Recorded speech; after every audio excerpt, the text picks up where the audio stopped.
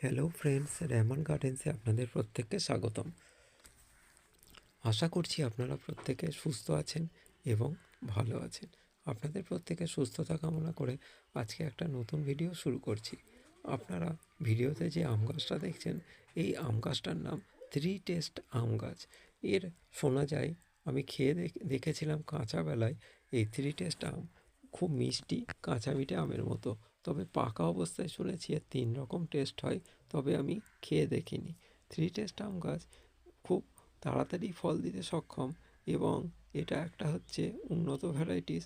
আর খুব দেরিতে এই ফলটা পাকে। অন্যান্য আম যখন শেষ পর্যায়ে চলে যায় তখন এই আমগুলো পাকে, আর খেতেও কিন্তু দুর্দান্ত।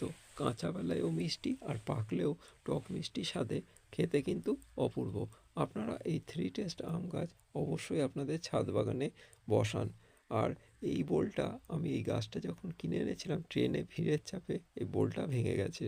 আর এই সরু ডালে বা বেশি একটা বড় নয়, তবে এই গাছটা জোর কলমের যেহেতু গাছ, সেই জন্য খুব তাড়াতাড়ি বহুল বোল এসে গেছে এবং এই বোলেও ফল দাঁড়াবে বলে আমার মনে হয়। যেহেতু এটা একটা পুরনো গাছ, সেই জন্য এই বোলেই ফল দাঁড়াবে বলে আমি আশা রাখছি।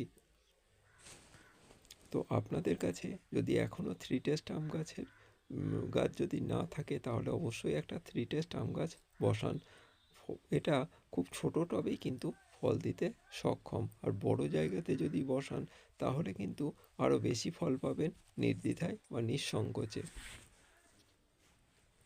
বন্ধুদের আমি অনুরোধ করব যে 3 টেস্ট আম গাছ যে একটা উন্নত ভ্যারাইটিস, এই কারণে এটা কিন্তু ঝরে যাওয়া বা পড়ে যাওয়ার সম্ভাবনা এই গাছে কম। অন্যান্য আমের বোল আসলেও অনেক সময় দেখা যায় ঝরে যায় বা আম ধরেও পড়ে যায়, কিন্তু 3 টেস্ট আম গাছ দেখা যায় ফুল থেকে বোল থেকে ফল আসার পর কিন্তু ঝরে যাওয়ার প্রবণতা কম। আর রোগ প্রতিরোধও কিন্তু, এর রোগ পোকা কিন্তু খুব কম হয়। এই গাছের প্রতিরোধক ক্ষমতা ভালো, কোনো কিছু স্প্রে না করলেও কিন্তু আম দাঁড়ায়। তো বন্ধুদের আমি অনুরোধ করব 3 টেস্টের আম গাছ অবশ্যই বাড়িতে বসান। এবং সব যখন আম শেষ হয়ে যাবে, লেট ভ্যারাইটিসের আম খেতে হলে এই গাছ একটা আপনাদের ছাদ বাগানে রাখতে হবে। আর যাদের বড় জায়গা আছে বা বাগান আছে তাদের ক্ষেত্রে তো কোনো কথাই নেই। বন্ধুদের এই ভিডিওটা কেমন লাগছে অবশ্যই কমেন্ট করে জানাবেন, আর ভালো লাগলে সাবস্ক্রাইব করে জানাবেন।